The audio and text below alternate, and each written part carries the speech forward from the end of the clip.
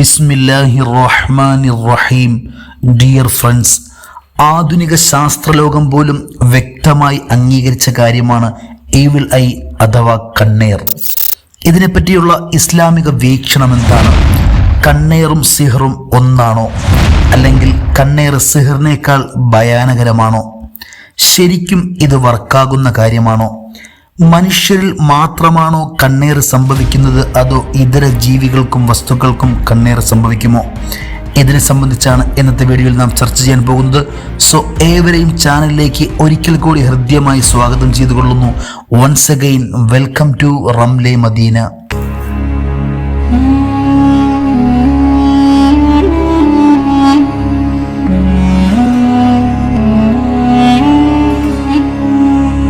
Friends, കണ്ണേർ എന്നത് 100% സത്യമാണ്. ഈ ഒരു സംഗതിയെ കണ്ണേർ എന്നാണ് പൊതുവിൽ സംബോധന ചെയ്യപ്പെടുന്നതെങ്കിലും ഇത് നാവിലൂടെയും പറയുന്ന വാക്കിലൂടെയും മറ്റുള്ളവരുടെ ചിന്തകളിലൂടെ പോലും സംഭവിക്കുന്ന ഒന്നാണ്. മാത്രമല്ല, ഇത് സ്വന്തം മാതാപിതാക്കളിൽ നിന്നും സ്വന്തത്തിൽ നിന്ന് പോലും സംഭവിക്കുന്നു. ഇത് മനുഷ്യരിൽ നിന്നും സംഭവിക്കാറുണ്ട്. അതുപോലെ തന്നെ മനുഷ്യേതര സൃഷ്ടികളായ ജിന്നുകളിൽ നിന്നും പിശാചുക്കളിൽ നിന്നും സംഭവിക്കാറുണ്ട്. ഇതിൽ നിന്നും എഫക്റ്റീവായ രീതിയിൽ എങ്ങനെ രക്ഷപ്പെടാമെന്നുള്ള കാര്യങ്ങൾ ഈ വീഡിയോയുടെ അവസാനം ചേർക്കുന്നുണ്ട്. സോ വീഡിയോ അവസാനം വരെ കാണാൻ ശ്രമിക്കുക.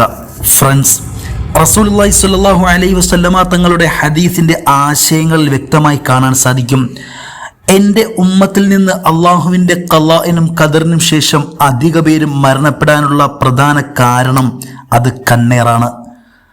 അന്ന നബിയ സ്വല്ലല്ലാഹു അലൈഹി വസല്ലമ ഖാൽ അക്സറു മൻ യമൂതു മിൻ ഉമ്മത്തി ബഅദ ഖളാഇല്ലാഹി വ ഖദ്രിഹി ബിൽ ഐൻ. അതുപോലെ തന്നെ ഇബ്നു അബ്ബാസ് റളിയല്ലാഹു അൻഹു റിപ്പോർട്ട് ചെയ്തൊരു ഹദീസിൽ കാണാം, ഖാല റസൂലുള്ളാഹി സ്വല്ലല്ലാഹു അലൈഹി വസല്ലം അൽ ഐനു ഹഖ്ഖുൻ. കണ്ണേർ യാഥാർത്ഥ്യം തന്നെയാണെന്ന് നബിതങ്ങൾ വ്യക്തമായി പറഞ്ഞിരിക്കുന്നു.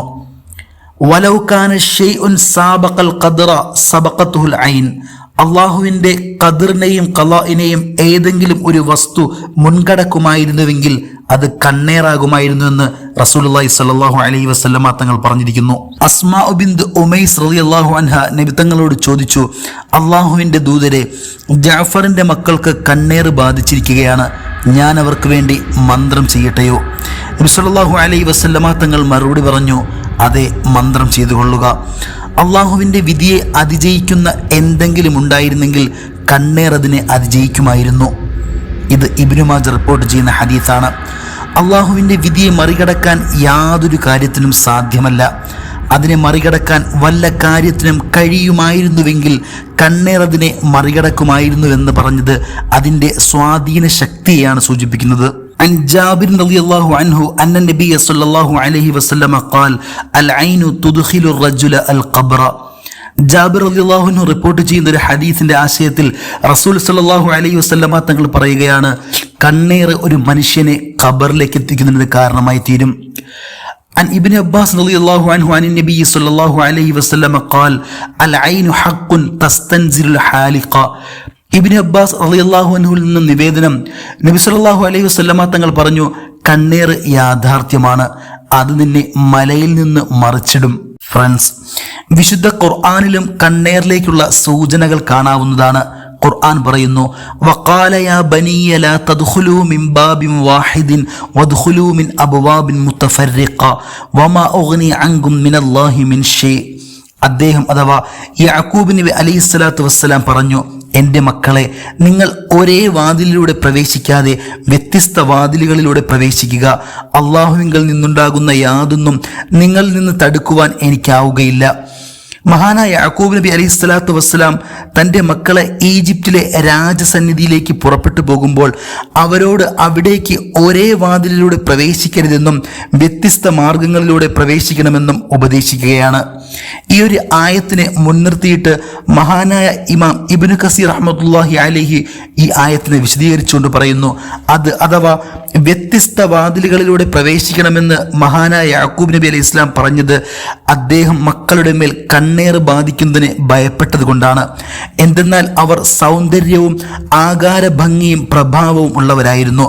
അതിനാൽ ജനങ്ങൾ അവർക്ക് കണ്ണേറേൽപ്പിക്കുമെന്ന് അദ്ദേഹം ഭയപ്പെട്ടു. ഫ്രണ്ട്സ്, പലപ്പോഴും നാം സിഹറിനെ, മാരണത്തെ വലിയ ഗൗരവത്തോടെ കാണാറുണ്ട്, അതിൻ്റെ പരിഹാരം തേടാറുമുണ്ട്. എന്നാൽ കണ്ണേറിനെ അത്ര ഗൗരവത്തോടെ കാണാറില്ല എന്നതാണ് യാഥാർത്ഥ്യം. സത്യത്തിൽ കണ്ണേർ എന്നത് മാരണത്തെക്കാളും ഭീകരമാണ്. തലമുറകൾ വരെ നശിപ്പിക്കാൻ അതിന് സാധിക്കും. അതുകൊണ്ട് നമ്മുടെ രഹസ്യങ്ങളും സന്തോഷങ്ങളും അധികമായി പ്രകടമാക്കാതെ മറച്ചു പിടിക്കണമെന്ന് പറയപ്പെടുന്നത്. മനസ്സിലുള്ള പ്ലാനുകളൊക്കെ മറ്റുള്ളവരോട് വെട്ടിത്തുറന്ന് പറയാൻ നിൽക്കരുത്. ആരിൽ നിന്നാണ് നമുക്ക് കണ്ണേറ് സംഭവിക്കുന്നതെന്നും തടസ്സങ്ങൾ നേരിടുന്നത് എന്നും നമുക്ക് പ്രവചിക്കാൻ സാധ്യമല്ല. അധികവും നാമുമായി ഏതെങ്കിലും നിലയ്ക്ക് ബന്ധപ്പെട്ടവരിൽ നിന്ന് തന്നെയാണ് നമുക്ക് കണ്ണേറ് സംഭവിക്കാറുള്ളത്. കാരണം നമ്മളോട് അസൂയ തോന്നുന്നത് നമ്മെ അറിയുന്നവർക്ക് തന്നെയാണ്. എക്സാമ്പിൾ, ഒരു കുടുംബത്തിലെ ഒരാൾക്ക് നല്ല സമ്പത്ത് ഉണ്ടായെന്നിരിക്കട്ടെ, മറ്റൊരാൾക്കതില്ല. എന്നാൽ ഉള്ള ആൾ അയാൾക്കൊരുപാട് ദാനം നൽകുന്നുമുണ്ട്. എന്നിരുന്നാൽ പോലും ഇല്ലാത്തവന് ഉള്ളവനോട് എന്നും ഒരു അസൂയയുടെ കണ്ണുണ്ടാവാനുള്ള സാധ്യത ഏറെയുണ്ട്. തനിക്കും അയാളുടെ അവസ്ഥയിലേക്ക് ഉയരണമെന്ന് അയാളെ കണ്ട് ഇൻസ്പയർ ആവുകയും പോസിറ്റീവ് മൈൻഡ് വെക്കുന്നതിനും പകരം 99% ആൾക്കാരും താൻ ഉയർന്നില്ലെങ്കിലും പ്രശ്നമില്ല, ബട്ട് അയാൾ തൻ്റെ അവസ്ഥയിലേക്ക്, തൻ്റെ സ്റ്റേജിലേക്ക് താഴ്ന്നു വരണം എന്ന നെഗറ്റീവ് ചിന്തയാണ് വെക്കാറുള്ളത്. ഇതൊരു യാഥാർത്ഥ്യമാണ്. ഫ്രണ്ട്സ്, ഏവിൾ ഐ എന്ന ഈ ഫിനോമിനൻ ഏകദേശം എല്ലാ മതത്തിലും സംസ്കാരത്തിലും നൂറ്റാണ്ടുകളിലും സ്ഥലകാല ഭേദമില്ലാതെ സംഭവിക്കുന്നതായിട്ട് കാണാൻ കഴിയും. ഇന്നത്തെ modern science, particularly neuro science and quantum physics, ഇതിനെ സംബന്ധിച്ച് പഠനങ്ങൾ നടത്തുകയും 100% ശരിയാണെന്ന് കണ്ടെത്തുകയും ചെയ്തിട്ടുണ്ട്. പറയപ്പെടുന്നു, ഓരോ മനുഷ്യൻ്റെയും ചിന്തകളും ഇമോഷൻസും ഒക്കെ ഒരു തരത്തിലുള്ള എനർജറ്റിക് ഫ്രീക്വൻസി ഉണ്ടാക്കുകയും മനുഷ്യൻ്റെ തലച്ചോറിൽ ഒരു തരത്തിലുള്ള ഇലക്ട്രിക്കൽ ഇമ്പൾസ് ഉൽപ്പാദിപ്പിക്കുകയും ചെയ്യുന്നു. ഈ ഫ്രീക്വൻസികൾ അതിൻ്റെ വക്താവായ വ്യക്തിയിൽ മാത്രമല്ല ബാധിക്കുന്നത്, മറിച്ച് അയാൾക്ക് ചുറ്റുമുള്ളവരിൽ പോലും സ്വാധീനം ചെലുത്തുമെന്ന് ന്യൂറോ സയൻസ് പറയുന്നു. ഫ്രണ്ട്സ്, ഇൻ ക്വാണ്ടം ഫിസിക്സ് എല്ലാ ഓരോ പദാർത്ഥങ്ങളും സബ് അറ്റോമിക് ലെവലിൽ പരസ്പരം കണക്റ്റഡ് ആണ്. The observer effect, where the act of observing a particle change its behaviour. ഈ ഒരു തിയറി പ്രകാരം ഒരു വ്യക്തിയുടെ ഇൻറ്റൻഷനും ഫോക്കസും ഒരു മാറ്ററിനെ, പദാർത്ഥത്തെ സ്വാധീനിക്കാൻ കഴിയും. ആയതിനാൽ തന്നെ ഒരു വ്യക്തിയിൽ നിന്നുണ്ടാകുന്ന അസൂയയും പ്രശംസയും ഒക്കെ മറ്റൊരു വ്യക്തിയുടെ എനർജറ്റിക് ഫീൽഡിൽ സ്വാധീനം ചെലുത്തുന്നുണ്ട്. ഫ്രണ്ട്സ്, മാരണവും അഥവാ ബ്ലാക്ക് മാജിക്കും കണ്ണേറും ഒന്നാണോ? പലർക്കുമുള്ള ഒരു സംശയമാണ്.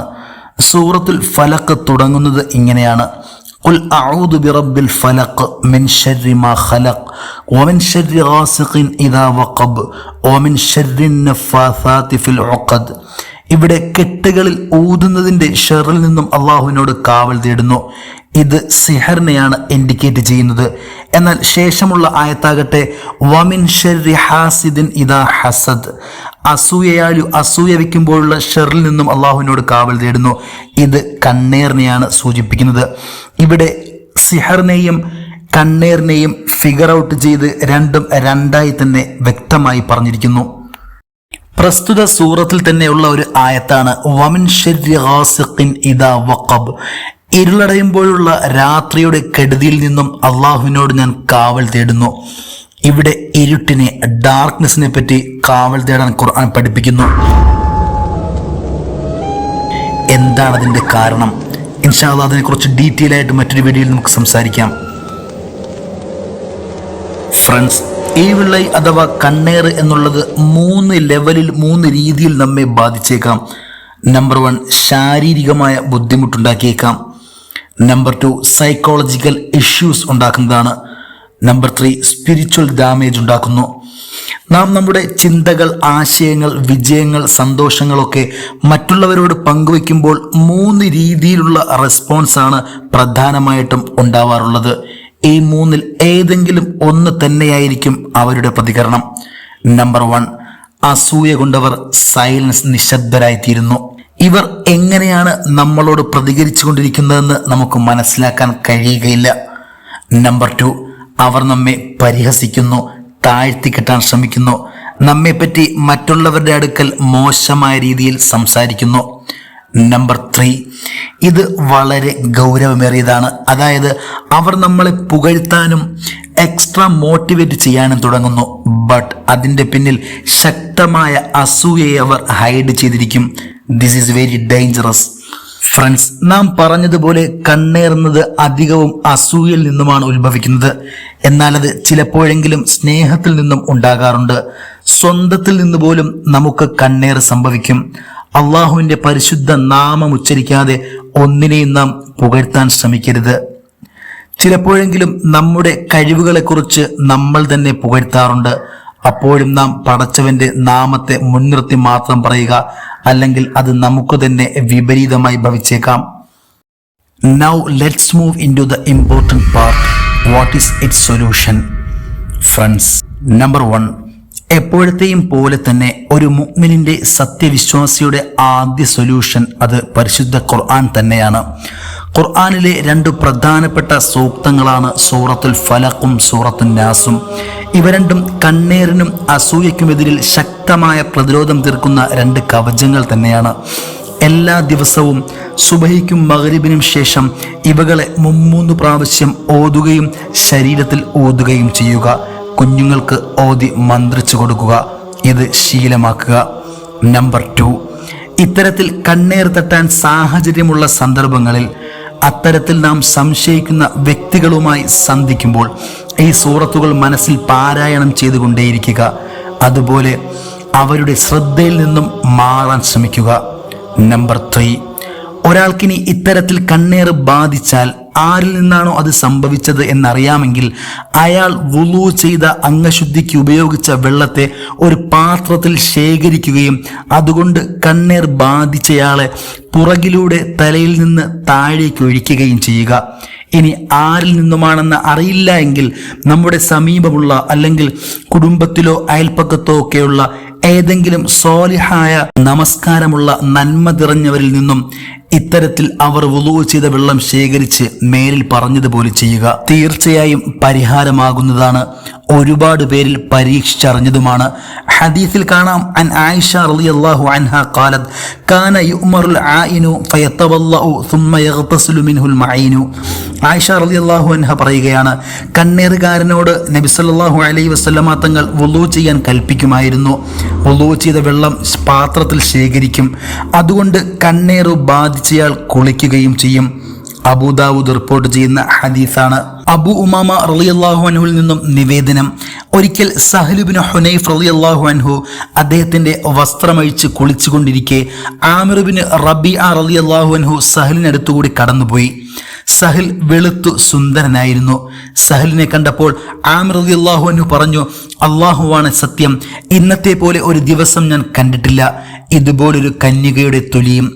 അപ്പോൾ തന്നെ സഹൽ റളിയല്ലാഹു അൻഹു തളർന്നു മറിഞ്ഞു വീണു. അദ്ദേഹത്തെ താങ്ങിയെടുത്ത് നബിതങ്ങളുടെ അടുക്കൽ കൊണ്ടുവരപ്പെട്ടു.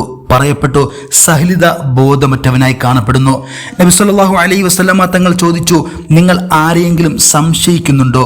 അവർ പറഞ്ഞു, അതെ, ആമിർ ബിൻ റബീഅയെ. അപ്പോൾ തങ്ങൾ സല്ലല്ലാഹു അലൈഹി വസല്ലമ തങ്ങൾ അദ്ദേഹത്തെ വിളിപ്പിച്ച് ദേഷ്യത്തോടെ പറഞ്ഞു, എന്തിനു വേണ്ടിയാണ് നിങ്ങൾ ഒരുവൻ തൻ്റെ സഹോദരനെ കൊല്ലാൻ ഒരുമ്പെടുന്നത്? നിങ്ങൾ ഒരാൾ തൻ്റെ സഹോദരനിൽ നിന്നും തനിക്ക് കൗതുകം തോന്നുന്ന വല്ലതും കണ്ടാൽ അപ്പോൾ അവന് ബർക്കത്തിന് അഭിവൃദ്ധിക്ക് വേണ്ടി ദുആ ചെയ്യട്ടെ. മറ്റൊരു റിപ്പോർട്ടിൽ കണ്ണേർ സത്യമാണെന്ന് കൂടി നബി സല്ലല്ലാഹു അലൈഹി വസല്ലമ തങ്ങൾ ആമിറിനോട് പറഞ്ഞു എന്നുണ്ട്. കണ്ണേർ പോലുള്ള ഇത്തരം പ്രയാസങ്ങളിൽ നിന്നും അല്ലാഹു തആല നാം ഏവരെയും കാത്തുരക്ഷിക്കുമാറാകട്ടെ. ആമീൻ. ഈ വീഡിയോയിൽ ഇത്രമാത്രം. വീഡിയോ ഇഷ്ടപ്പെട്ടെങ്കിൽ ലൈക്ക് ചെയ്യുക. നിങ്ങളുടെ അഭിപ്രായങ്ങളും നിർദ്ദേശങ്ങളും കമൻറ്റുകളായി രേഖപ്പെടുത്തുക. ചാനൽ സബ്സ്ക്രൈബ് ചെയ്യുന്ന കാര്യം പരിഗണിക്കുക. അടുത്ത വീഡിയോയിൽ പുതിയൊരു വിഷയവുമായി കണ്ടുമുട്ടാം.